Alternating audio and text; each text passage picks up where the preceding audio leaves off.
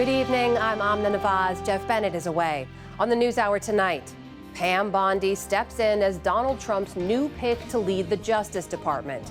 Her record as Florida's Attorney General and as a Trump loyalist. The Texas Board of Education moves forward with a plan to incorporate Bible stories into school curriculum. And stolen childhoods in Haiti, where girls face sexual violence and boys are recruited into gangs that have overrun the country. It makes me so scared. I tell my mother I want to leave the neighborhood, but she has no money, so we have to stay.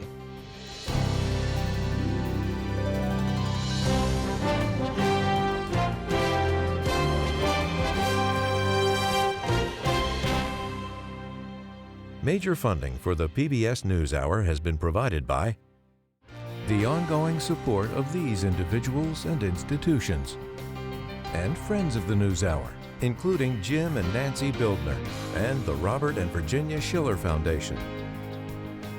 The Judy and Peter Bloom Kovler Foundation, upholding freedom by strengthening democracies at home and abroad. The John S. and James L. Knight Foundation, fostering informed and engaged communities. More at kf.org.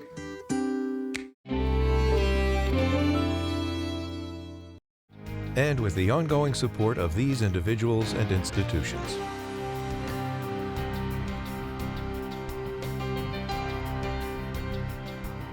And friends of the NewsHour.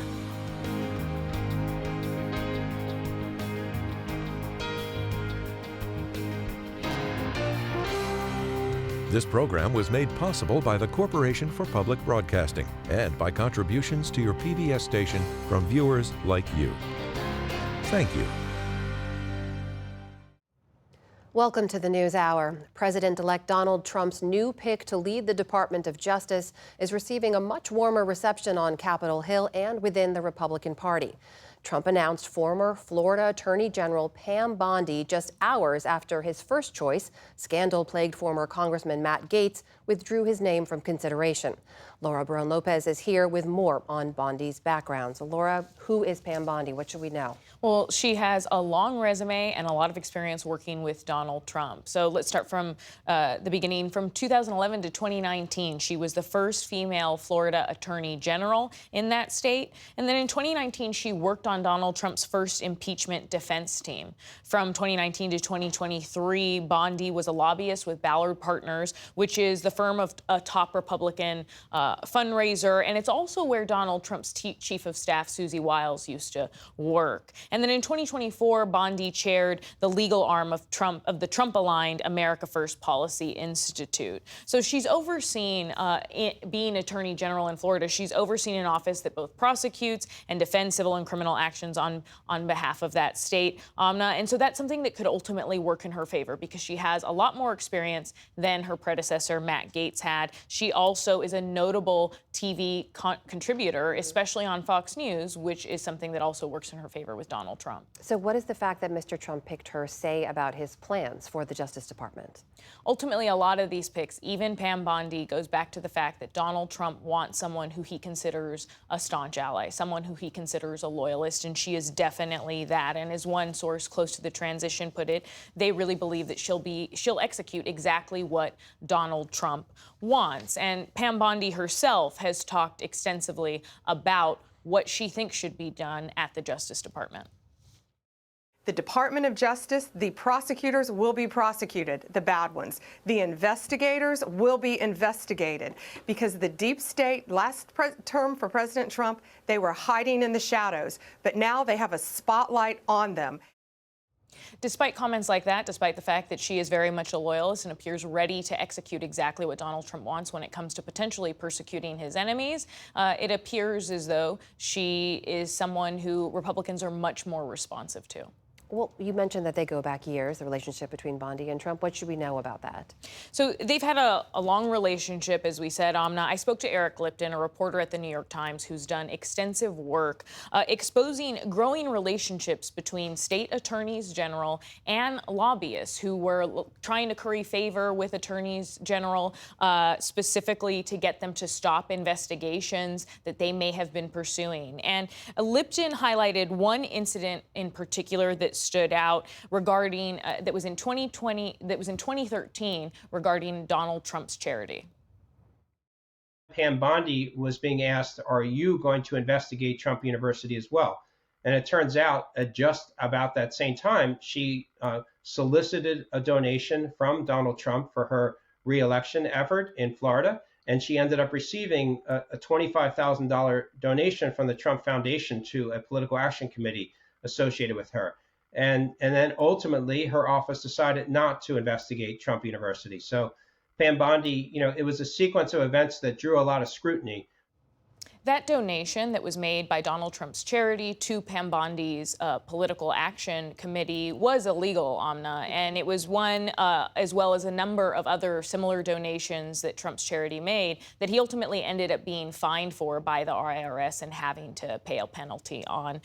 Again, it doesn't appear, though, as that history and that scrutiny that she received then and that Trump's charity received may ultimately hurt her nomination. So we also mentioned a warmer reception on Capitol Hill so far. What have you seen in the way of reaction from senators to Pam Bondi's nomination? Republican Senator Lindsey Graham, who sits on the Judiciary Committee, is expected to become the chairman of the Judiciary Committee, called Bondi a grand slam. And he posted on X that she will be confirmed quickly because she deserves to be confirmed quickly. So very different sentiment there than compared to Matt Gaetz. And then Josh Hawley, another Republican, told Fox last night that he believes that Pam Bondi is a great pick, that she's up to the task, and that he hopes that she overhauls the Justice Department. One source close to the transition that I spoke to said that they are feeling good about her chances, that they ultimately believe that a lot of Republican senators trust her in a way that they didn't Matt Gaetz. So Pam Bondi is replacing Matt Gaetz, who dropped out of consideration. You've also been continuing reporting on that House Ethics Committee report into Matt Gaetz.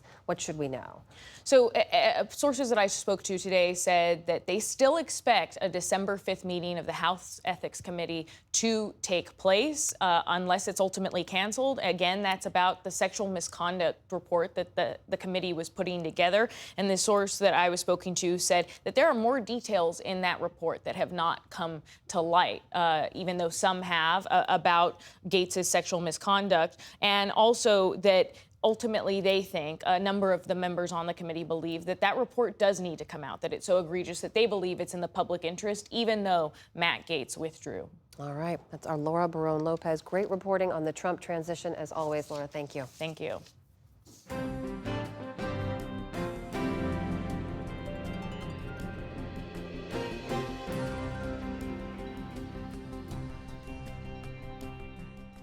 President-elect Trump also begins the day's other headlines. The New York judge overseeing his criminal hush money trial has postponed his planned sentencing, which was scheduled for next week. Judge Juan Merchan is allowing time for Trump's team to file a motion to dismiss the case entirely after his election victory. Prosecutors will then have until December 9th to respond. They've already signaled a willingness to wait until Trump's second term ends for him to be sentenced. In a statement, a Trump spokesman said, quote, all of the sham lawfare attacks against President Trump are now destroyed, calling the matter finished. Trump was convicted in May of 34 counts related to falsifying business records. He has denied any wrongdoing. In Azerbaijan, the COP29 climate summit went into overtime today after a draft deal for funding fell flat. On what was supposed to be the last day of the gathering, wealthy countries pledged to give poorer nations $250 billion per year to address the effects of climate change. That is more than double the goal of $100 billion set 15 years ago. But it's less than a quarter of what developing countries were seeking. Donor countries called the figure a realistic target, while activists and developing nations, which are often hit hardest by extreme weather, say it's a slap in the face. The developed countries are offering $250 billion when developing countries need trillions. It's like bringing a garden hose into a wildfire. It is outrageously inadequate, the climate crisis that we are facing. We need fire trucks. We don't need buckets of water.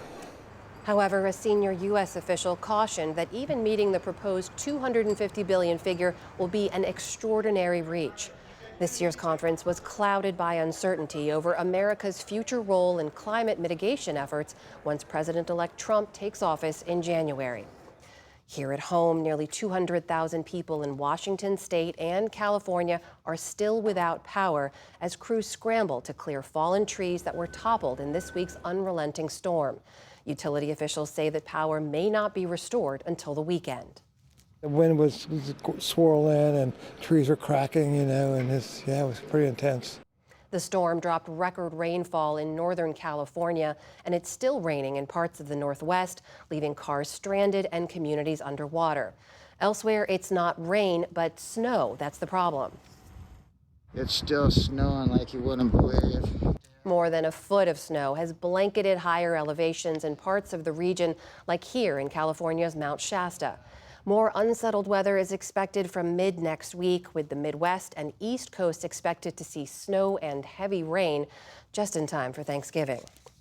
In Minnesota, a jury has found 2 men guilty of charges related to human smuggling for their roles in the deaths of a family of Indian migrants in 2022. The parents and their 2 children died in a blizzard as they attempted to cross from Canada to the U.S. Officials found their frozen bodies some 40 feet from the border. Prosecutors say Harsh Kumar Ramanlal Patel orchestrated the operation, while Steve Shand was a driver. The 2 were part of a larger scheme that has brought increasing numbers of Indian migrants to the U.S. They each face up to 55 years in prison. Both have pleaded not guilty. 2 Colorado funeral homeowners pleaded guilty to corpse abuse today. They were accused of letting nearly 190 bodies decay in a room temperature building for years. Prosecutors say John and Carrie Halford began storing bodies in their Colorado Springs funeral home in 2019. They gave grieving families dry concrete instead of cremated remains. The charges say that the couple used customers' money and pandemic relief funds to buy fancy cars, trips, and other luxury items. They each face up to 20 years in prison, and sentencing is scheduled for April. The United Nations says that a record number of aid workers have been killed this year, with a month still left to go in 2024. The Office for the Coordination of Humanitarian Affairs says 281 such employees have died around the globe. Of those, the vast majority, 230 people, were killed in occupied Palestinian territories. The fatalities include aid workers, healthcare staffers, delivery personnel, and other humanitarian-related employees. On Wall Street today, stocks ended the week on a winning note after some reassuring economic data. The Dow Jones Industrial Average rose more than 400 points, or nearly 1%. The Nasdaq added about 30 points, so a smaller gain there. The S&P 500 also ended higher on the day. And in Washington, the Capitol lawn was spruced up this morning with the arrival of the annual Christmas tree. The 80-foot-tall Sitka spruce made the journey from Alaska's Tongass National Forest to Capitol Hill. The tree is nicknamed Spruce Wayne and will be decorated with 10,000 lights and ornaments before a lighting ceremony on December 3rd. 2 Teamsters drove the tree 4,000 miles across the nation, showing it off along the way. Welcome, everybody. I'm glad you're all here together. The highlight of the trip is the show and tell. Driving the truck is just plain work. But every stop we went at was happy faces. It's a happy way to make a trip. The display of a Capitol Christmas tree, also known as the People's Tree, began in 1964, making this the 60th anniversary of the tradition. Still to come on the News Hour, the scope and potential pitfalls of Elon Musk and Vivek Ramaswamy's plan to reduce government spending. David Brooks and Jonathan Capehart weigh in on the week's political headlines, and actor John Leguizamo on his new play that aims to remedy a lack of Latino stories on Broadway. This is the PBS NewsHour from the David M. Rubenstein Studio at WETA in Washington, and in the West from the Walter Cronkite School of Journalism at Arizona State University. The Texas State Board of Education took a key vote today on adopting a new statewide curriculum that would incorporate biblical teachings into the state's public schools. William Brangham has more. In an 8-7 vote, Texas school board officials approved these new course materials. Called Bluebonnet Learning, parts of these materials include religious lessons that critics say undermine religious freedom and could isolate non-Christian students. Lesson plans as early as kindergarten highlight Christian religious teachings like Jesus' Sermon on the Mount. This new curriculum in Texas follows Republican-led efforts in other neighboring states to similarly give Christianity a stronger presence in public schools. Following this all closely is Jaden Edison. He's the education reporter for the Texas Tribune. Jaden Edison, so good to have you on the program. So this measure passes today. When could this curriculum get rolled out, and do schools have to adopt it? Yeah, so in our conversation with education officials earlier this year, it was made clear that if approved by the State Board of Education, which is what happened today, then the materials will become available as early as spring 2025, right, which is early next year. And then from there, obviously, school districts would then order the materials and they will be available for usage as soon as the 25-26 school year. And so, to the question of, whether or not they're required, it is optional, right? But if school districts adopt those materials, they will receive up to a $60 per student incentive to purchase the textbooks and then also go on to print those materials. The reason why that's obviously relevant and important to note is because Texas school districts really have gone about a half a decade, right, with no significant boost in state funding. Help us understand what the rationale is. For the proponents of this, why do they argue that infusing education with more Christian teachings is helpful in a multicultural, multi-religious state and nation? Right. Well, I think you've seen a lot of, arguments that, students need to learn, more about the nation's founding, right? And they frame it around this argument that obviously, the Bible played an integral role in the founding of the country, right? So I think that's one part of it, but obviously it's important to understand the kind of political dynamics, right? Where you've had state officials who've criticized how school districts teach about, America's history of racism and gender and its diversity. And so in many ways too, you look at the larger kind of ideological conversation being had, there are many people who believe this is also an attempt to kind of infuse more Christianity in the schools, right? But also to accomplish what, many people say, is a problem, which is the fact that the Bible and Christianity is not present enough in schools. And the critics of this, of which there are many, and your reporting is detailed, their concerns, help us understand, what are they upset about?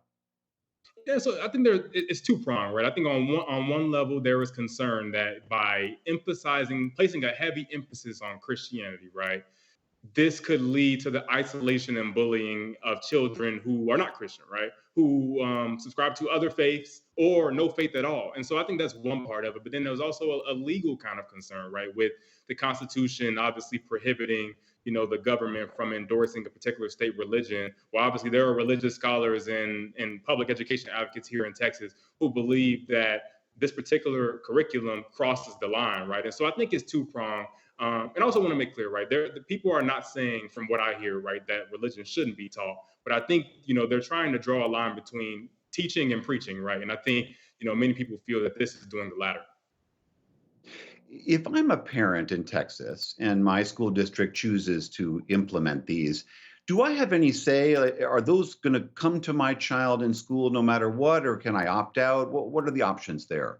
Obviously, these materials are going to be optional, as we just noted here before. And so really what it's going to come down to is local school board politics, right? It's like the decision is going to be up to school districts. And I think obviously we know here in Texas and across the country that, parents want to have a say in their child's education. And so you have to imagine that if it gets to that point where a school district is seriously adopting or seriously considering adopting these materials, then parents certainly will have something to say about it.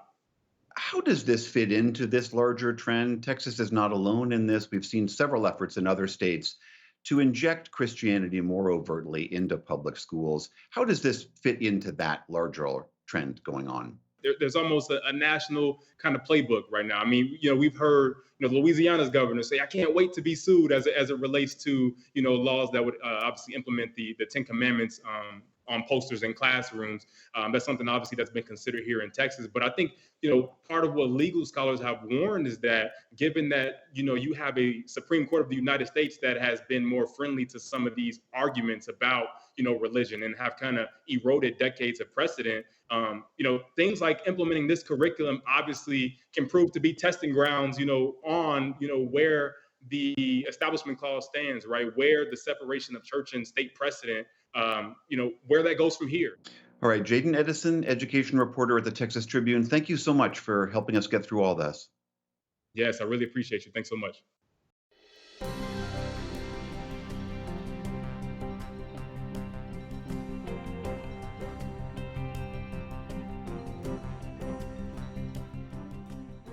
Among President-elect Trump's promises for his second term is a pledge to slash the size and spending of the federal government. He's appointed Elon Musk, the world's richest man, and Vivek Ramaswamy, a biotech company founder and former presidential candidate, to run an advisory commission to make that happen. It's called the Department of Government Efficiency, or DOGE for short, also seen as a nod to the Musk-backed cryptocurrency Dogecoin. In an op-ed this week, the pair said that they're taking aim at $500 billion in annual spending. But there are big questions about how and if they can reach that big goal.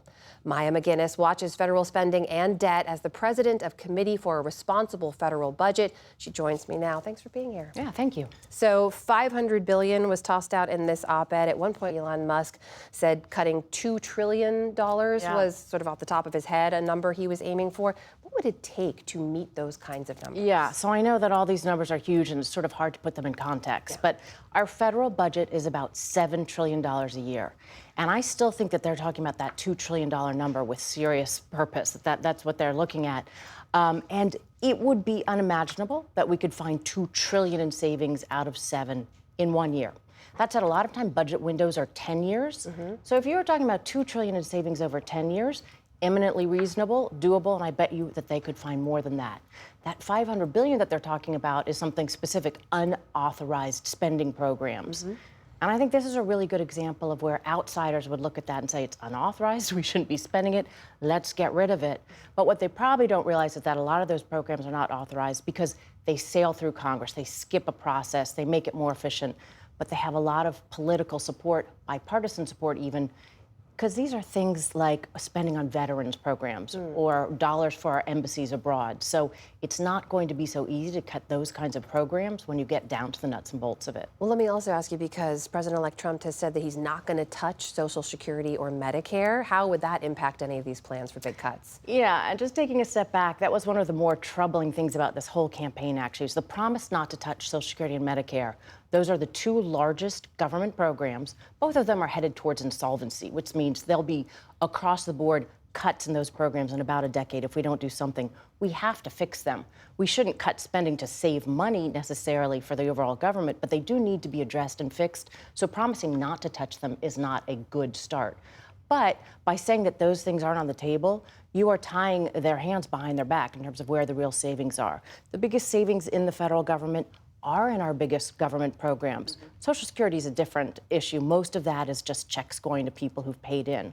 But in the healthcare field, that's probably where the biggest areas of savings are. And so we should have all healthcare on the table.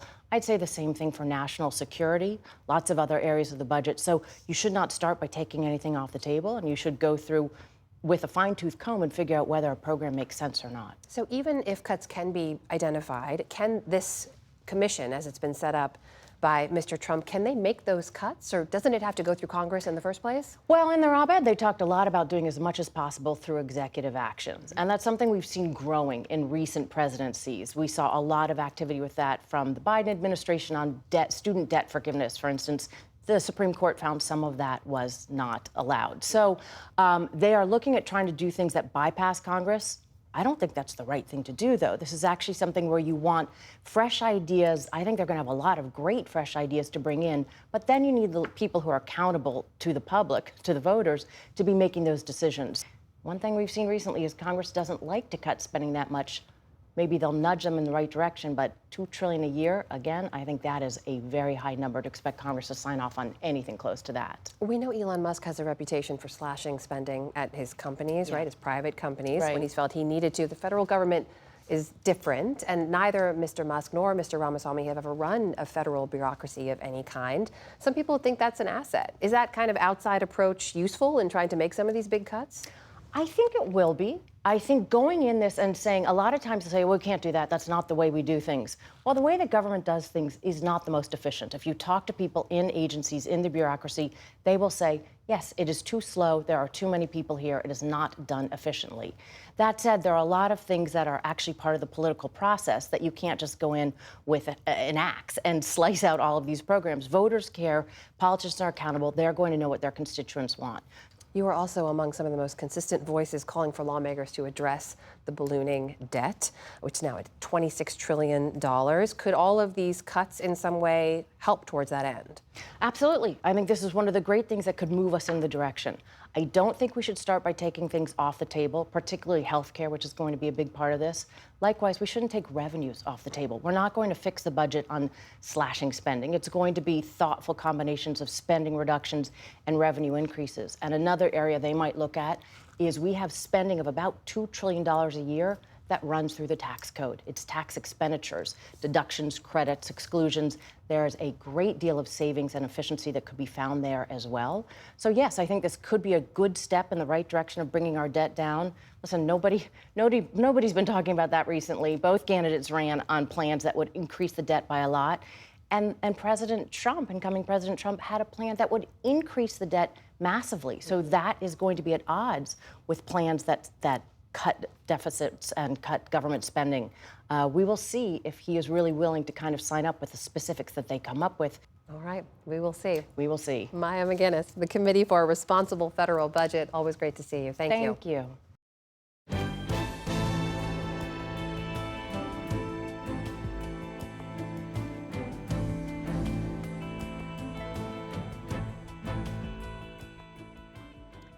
Now we return to the chaos in Haiti.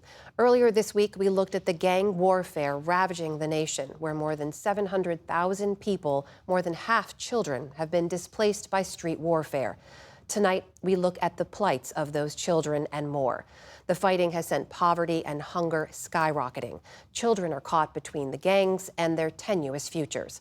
Special correspondent Marcia Biggs and videographer Eric O'Connor report from the capital, Port-au-Prince, and a warning: accounts of abuse and sexual violence in this story may disturb viewers. A typical morning scene in Haiti. Children going to school, their uniforms ironed, hair tied in cheerful bows. But this is also an image that is often seen on social media. Gangs taking over areas with what look to be children in their ranks. This is an area at the beginning of the Champ de Mars, which sees fighting almost daily, and it can break out at any time. There used to be kids at this intersection, begging, washing windows. Now they've disappeared, leading some to wonder where they've all gone. The children don't have anyone looking after them. They're in the street. When they're starving, they go to the gang's bases. The gangs give them food, and afterwards, the kids become informants. Jean Rebel d'Orsena is a member of the National Commission of Disarmament, Dismantlement, and Reintegration. Among other things, it works to create a dialogue between the state and armed groups. He referred us to this video. The leader of the 400 Mawozo gang handing out what equates to almost $200 to young children. The state should be taking care of these kids, not me. If they don't, he taunts, they will all be gang members. These kids don't go to school. Who do they have as a role model? Guys with guns.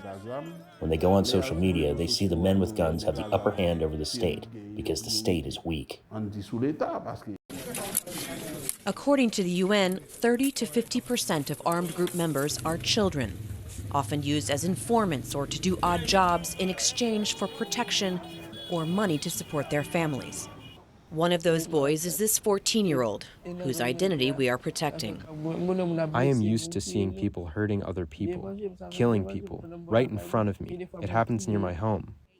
He lives in an area held by the 5 Second Gang. which uses social media posts like these to recruit children as young as 10. It makes me so scared. I tell my mother I want to leave the neighborhood, but she has no money, so we have to stay. The boy tells us about the day he was pulled into a car and promised food in exchange for his work as an informant on members of a rival gang. The man said, "I'm giving you a walkie-talkie." I started to cry and he forced me to take it. He said, "If you don't take it, I'll shoot you." For a week, he says he worked for the gang until his mother found him and convinced the leader of the gang to let her take him home. When I arrived there, he just hugged me. He hugged me. I have absolutely no support. I have no help. I have no one to call. I only have God in heaven.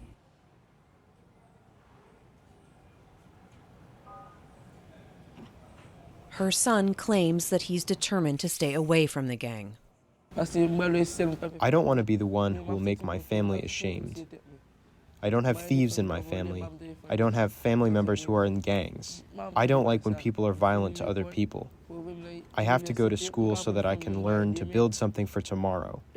It's the best thing for me now. His mother said he did well in school, but recently he stopped going because they couldn't afford it. Now he has little to distract him from the lure of the gang. He's not a violent kid. But he's a kid with bad friends who can influence him. When a child spends his days at home, he has nothing to do. He walks around the neighborhood. He hangs out with his friends. If he were in school, he would come back home and study. Dorsena believes the fate of these children should be an urgent priority of the state. These kids are the future of the country. If they let children cross to the other side, what do you think is going to happen? In 20 years, things will be worse than they are now. He says he has proposed solutions, but so far has received no response from the government. In the absence of the state, it is the small organizations that have had to step up. La Merci Charles Pierre Fontaine is a psychologist and the general coordinator at OFAVA, an organization that, with the help of UNICEF, takes in young girls who've been victimized by gangs. The majority of girls who have survived sexual violence, they were kidnapped, then they were beaten, detained, and raped. They came into our house. They took my father. They held him. And they took me together with my stepmother. They beat us. They raped us. Then they killed my father in front of us. They shot him. Then they burned him with the house.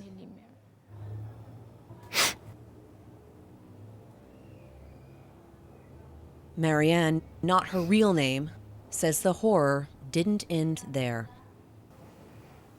They blindfolded us.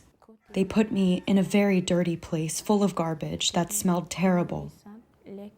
I saw 6 young girls like me. They had tied them to a chair. They did the same to me. They abused us sexually every day. After 7 days, she and some of the other girls escaped while the men were out fighting. La Merci eventually found her and brought her here to the OFAVA house, where she was able to find community with other girls in her same situation. For the first week, she didn't speak and barely ate. I was traumatized. I felt like I was living in hell on earth. I felt like my life was over. Sometimes I want to commit suicide. I want to go far, far, far away. She says working with a psychologist at OFAVA has helped her begin to heal.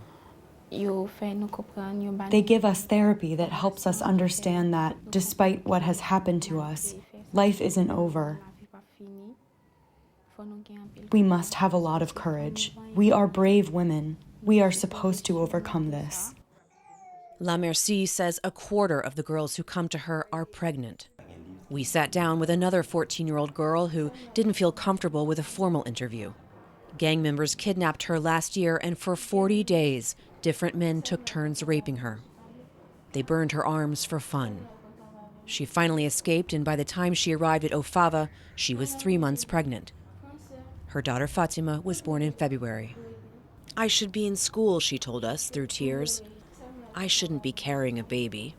She talks about killing herself. "The burn scars are getting better," she told us, "but what's inside me you cannot see. I'm carrying everything that's happened to me, and those things will never leave me." The majority of these girls, even after 6 months, need major in-depth psychological support. And it's happening every day. Sexual violence against women and girls in Haiti remains a major challenge, and day by day the number of cases of violence is increasing. For young girls, it used to be 10, 15, now it's risen to almost 50%. Do you think that this is the biggest problem in Haiti today? Yes, for me. The problem is lack of security. The majority of the rapists are bandits, members of armed gangs. The lack of security has increased the cases of rape all over Port-au-Prince. As gangs continue to hold the upper hand, La Merci says she doesn't have the resources to meet the needs.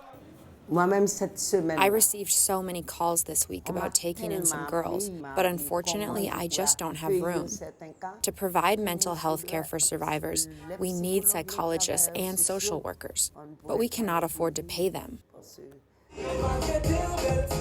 But for those she can help, there is hope for a brighter future. Considering her ordeal, Marianne is thriving. She told us, "I've found a new home and a new mother who loves me a lot." She wants to continue school so that she can become a psychologist and help other girls the way she has been helped. Everything they have said to me has given me the courage to fight for my education, to fight for my life, and for all the things my parents wanted for me, so that even though they are not here, I can still make them happy. But as the violence rages on, there are so many more children who have not found their way home and are still trapped in a world of violence and abuse. For the PBS NewsHour, I'm Marcia Biggs in Port-au-Prince, Haiti.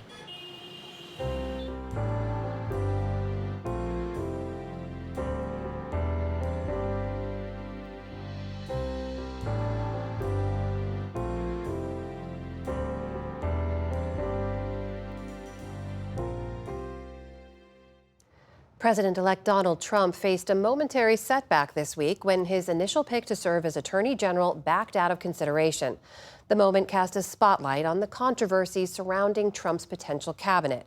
On that, we turn to the analysis of Brooks and Capehart. That is New York Times columnist David Brooks and Jonathan Capehart, associate editor for The Washington Post. Great to see you both. Let's start with the latest on this Trump transition. And Jonathan, I want to ask you about Matt Gaetz dropping out last evening, Pam Bondi being named as his replacement not long after. Jonathan, there were so many questions and concerns around Gaetz, even from Republicans. Was his dropping out really inevitable?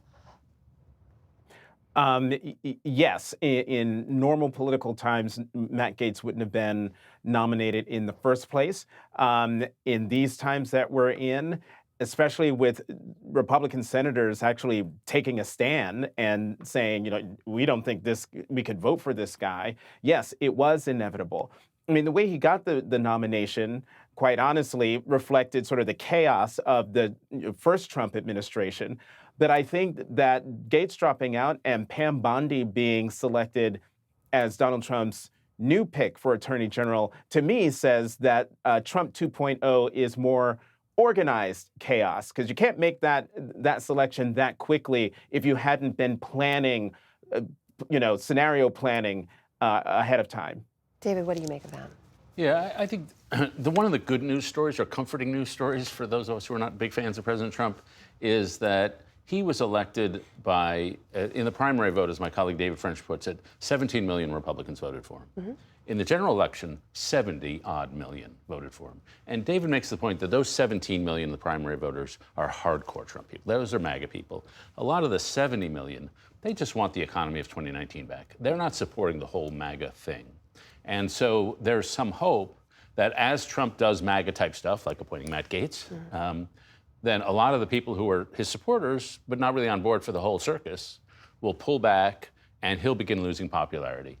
And Trump wants nothing more than to preserve his popularity, and he will hear the voices of the Republicans who are pulling back, and he'll do some U-turns. And that's one sort of comforting way to think about how this administration is going to play out. The less comforting version of that is Matt Gaetz was so uniquely hated by Republicans on Capitol Hill that they were happy to walk away from that guy. Yeah. But they may not feel the same way about RFK Jr. or any of the others. Well, there is the point I want to ask you about with Pam Bondi, because she is known as a loyalist. The Washington Post is now reporting tonight, citing two sources close to Trump's transition, that he plans to fire the entire team behind Special Counsel Jack Smith, who brought two federal prosecutions against him, and then use the Department of Justice to probe the 2020 election. Does having someone like Bondi in place mean he can use the DOJ like that? Yes, these are anti-institutionalists. That's the theme of the group of people, and so many of them have scandals because they are outside the pale of polite society. So they're not going to be a lot of the Trump appointees like Jim Mattis, who want to be liked, who want to do a responsible job for the government. When you pick somebody who has a sex scandal or a financial scandal, they are totally on your side because they have no other route to a career in their lives. Yeah. So they're going to be total Trump loyalists, and their mission is to disrupt the institutions. Now, I happen to think a lot of our institutions need some disrupting. We've got a lot of why can't we why can't we build subways in this country? Why can't we build fighter planes in this country? A lot of these institutions have gone creaky, and so they need reform, but they don't need a blowtorch. And especially in the Attorney General's office, what we're talking about is not reform of the Justice Department. That's not cleaning out the bureaucracy. That's taking a blowtorch to the neutral institutions of justice. Well, Jonathan, I'm back on the Trump transition here because there's still a lot of questions around the nominee for Secretary of Defense, that is Pete Hegseth. Some questions about allegations of sexual assault and some troubling details that came out in a recently released police report related to that. We saw a number of senators voice concerns over Gaetz and the allegations that he was facing. Do you expect those senators to stand up and voice the same concerns about Hegseth? Yes, I expect them to do that. Do I actually think they'll do that? I'm not sure. I haven't heard much from the senators when it comes to the nomination of Hegseth in the way that we saw with former Congressman Gaetz. And, to just jump on something that David was saying, I'm all for, disrupting the bureaucracy and disrupting sleepy agencies. But with most of these appointments that we've seen, these folks aren't just about disruption. They're about destruction. And that's what I'm most worried about, that the blowtorch that David is hopeful won't happen. I think that they're off to the sideline flicking the match, trying to get the blowtorch to work in time for them to take their places in the administration once he's inaugurated on January 20th. David, there is the point in all of this, especially with Hegseth, as we're speaking about, when Gaetz was still running, there were 4 people who had been named to key posts by Mr. Trump who all had some kind of sexual assault or misconduct allegation that they'd faced or were facing, not even counting Mr. Trump himself. It begs the question, is it that hard to find qualified candidates who haven't faced some of these allegations? Yeah, well, narcissists like to appoint people like themselves, so maybe that's a tie. But like I said, the fact that they're scandal-ridden makes them super valuable for Trump because it proves they're permanent outsiders. The Hegseth nomination is one that alarms me almost as much as any, because we're in a very complicated moment in defense history where the drone technology is here. It's making our traditional weapon systems, ranging from tanks to aircraft carriers, not obsolete, but really much less important. So we need a Secretary of Defense who can adjust from the kind of weapon systems and the kind of military we've had for decades to something completely different. And so a whole series of incredibly important decisions have to be made about how we handle information flow, how we do the signals that come across the 5G systems. Do we have an efficient 5G systems? All these things are super technical decisions that have to be made by the Secretary of Defense, and a guy without long experience is just not going to be able to make them competently. And facing the Chinese, and God knows what's going to happen there over the next 2 years, it's tremendously alarming to have basically a novice. And in general, I worry about incompetence more than authoritarianism from this group. Jonathan, meanwhile, we know votes in this election are still being counted, right? We've been reporting over the last 2 weeks. We know Trump, of course, won the electoral count, but we were also saying that it was likely he would win the popular vote and be the first Republican to do so since 2004. When you look at the latest AP figures now, they show that Trump received 76.8 million votes, right, about 50% of voters. Harris received about 74.2 million votes. That's 48.4% of the electorate. We've seen Mr. Trump repeatedly say he won in a landslide, that he has a mandate now as he steps in to govern. His margin of victory is the smallest popular vote margin since 2000. Do you see this as a mandate for him? No, I don't see it as a mandate, but I see how he thinks it is.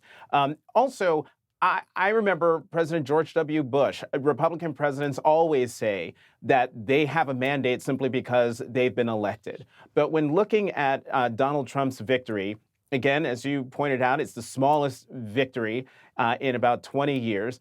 Some news outlets are reporting that when all the votes are counted, he will be below 50%. But they say that they have a mandate simply because he won the White House, Republicans held onto the majority in the House, and they retook the majority and have 53 seats in the Senate. And so a governing trifecta in Washington, I think, is fueling this idea that they have a mandate. But what we're going to see once he comes into office and starts acting on all of the things he told us he was going to do, we will see whether the American people believe he has a mandate to do all the things he's promised, including mass deportations on day one. David, is it a mandate? It's what you make of it. I mean, presidents always mandate, overreach. if you call it a mandate, is that the rule? I mean, I don't even know what a mandate is. Oh. But Joe Biden overread his mandate. I assume Donald Trump will overread his mandate. Joe Biden won a pretty close election. He decided it was time for New Deal 2. And he ended up losing because some of the policies he enacted were overreaching. And I fully expect Donald Trump will overreach. He doesn't care about the middle. And I expect there'll be some blowback.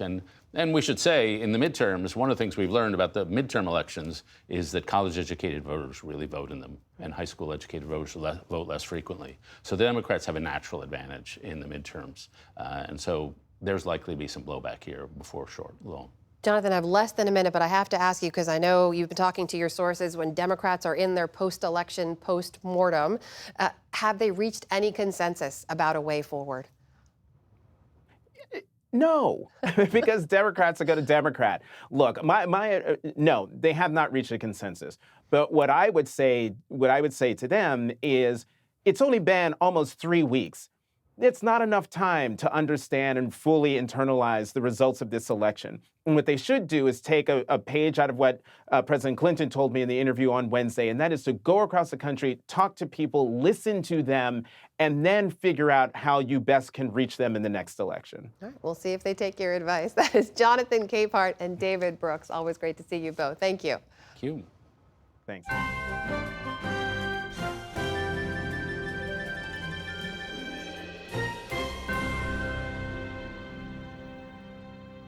Comedian, actor, producer, playwright, and advocate John Leguizamo has appeared in more than 100 films while also telling a distinctly Latino story in documentaries, one-man shows, and now full-scale dramas.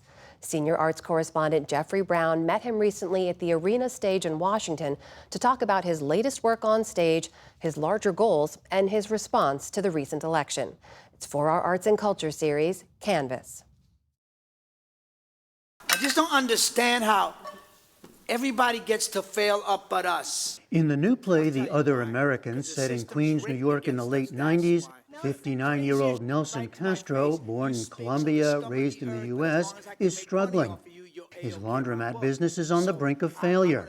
His family is reeling in the aftermath of a shocking attack on his son. He's dreaming, hustling, grinding, doing everything you're supposed to do to get that American dream, and yet falls short of it all the time. The man who plays the role and wrote the play, John Leguizamo, aiming to set a distinctly Latino story within the American theater tradition of family and work dramas that includes Arthur Miller's Death of a Salesman and August Wilson's Fences. I had the whole American canon in my mind. How do you create an American classic was my sort of my goal. That's a big goal. I dream big, just like Nelson. Yeah?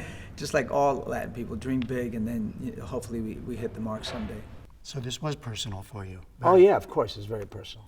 In many, many ways. Now 64, Leguizamo, who was himself born in Colombia and raised in New York, has been a major presence on screen for decades. Hey, where's my money? From dramatic roles going back to 1993's Carlito's Way to the voice of Sid the Sloth. Why? Doesn't anyone love me? In the animated Ice Age series, while also telling his own and the larger Latino story in one-man shows. What is the life expectancy of a Latino man? And in documentaries such as the recent PBS series Voces, The Untold History of Latinos. It all starts here. The Olmec, the Taino, the Maya, the Inca, the Aztec. Even with his success, he's experienced the limited roles and opportunities available to Latinos. And he's been an outspoken advocate for more representation in TV, film, and theater, including at this year's Emmy Awards ceremony. And for years, I didn't complain about the limited roles my people were offered. The spicy sex pot, the Latin lover, the maid, the gangbanger. Turns out not complaining doesn't change anything. We Latin people are equal to white people in population in New York City, but less than 0.06% of the actors on stage. There's no Latin story up on Broadway right now. What's going on? That's been going on since I was a little kid. That's not okay. I've always felt that incredible sort of erasure and invisibility, like we're living this shadow parallel life. So here you are writing plays. I mean, your attitude was, if it's not out there, I'm just gonna do it myself? I had to do it myself because here I am seeing all these amazing Latin people in my community that are not represented anywhere. And is the bigger goal to create a new canon? Yes, because why not? Why the hell not? I mean, I know it sounds daunting and maybe perhaps egotistical, but that wasn't what was motivating me. What was motivating me was to put Latin people on the marquee, to put them on the boards, to put them on the great Broadway. But right now, Leguizamo, a big supporter of Kamala Harris and other Democratic candidates, is also absorbing the election loss amid strong gains Donald Trump made with Latino voters. Did the results surprise you? Shocked me, shocked me. I didn't expect that. I mean, especially with all the hate rhetoric against Latinos, Mexicans, and Puerto Ricans, it was shocking, you know. But it goes with the sort of the lack of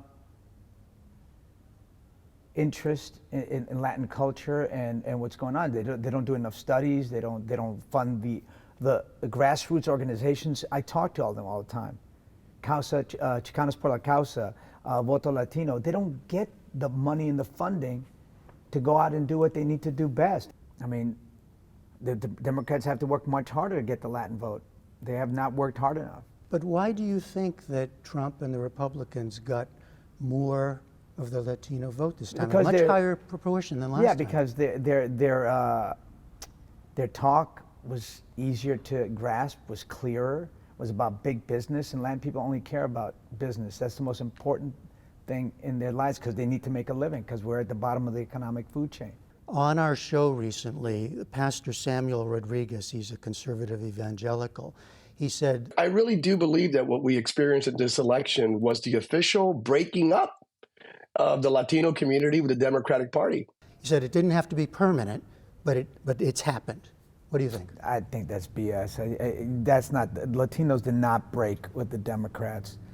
They broke for their wallets, you know. Unfortunately, people have a short-term memory and they forget that we came from a terrible economy under Trump, and COVID and all his lack of response caused this inflation that Biden had to try to fix. No, it's not a break with the Democrats didn't break with the Latino community. There's still too many things that we're fighting for that are the same. We had to celebrate the wins too. We had about 50 seats we got as Latinos. Ruben Gallego, the first Latino senator in Arizona, which is 30% Latino but incredibly racist. We had huge wins all over the place, you know, so I'm celebrating that. And he's continuing to work on this play about a man, a family, a community he calls the Other Americans. I keep working on it and retooling it and try to write some more stuff and, you know, keep doing what I do as an artist. My success is my revenge against this, this blight that just happened. Your success to continue as an artist, to keep writing these Yes, plays. To keep going is the revenge. That's right. And it's also the panacea for me. For the PBS NewsHour, I'm Jeffrey Brown at Arena Stage in Washington, D.C.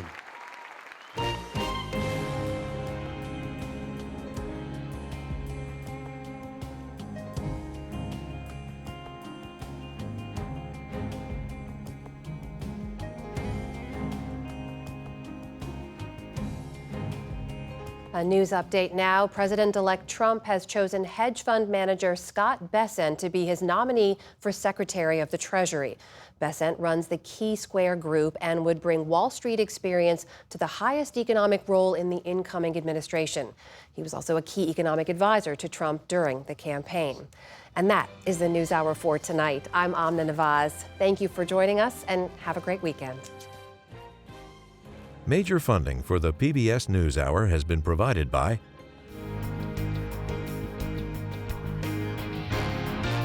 and with the ongoing support of these individuals and institutions, and friends of the NewsHour, including Kathy and Paul Anderson, and Camilla and George Smith. The Walton Family Foundation, working for solutions to protect water during climate change so people and nature can thrive together. The William and Flora Hewlett Foundation, for more than 50 years advancing ideas and supporting institutions to promote a better world at hewlett.org. And with the ongoing support of these individuals and institutions.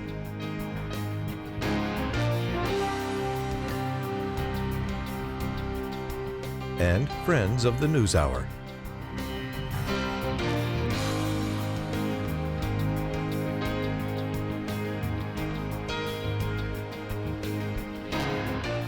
This program was made possible by the Corporation for Public Broadcasting and by contributions to your PBS station from viewers like you. Thank you.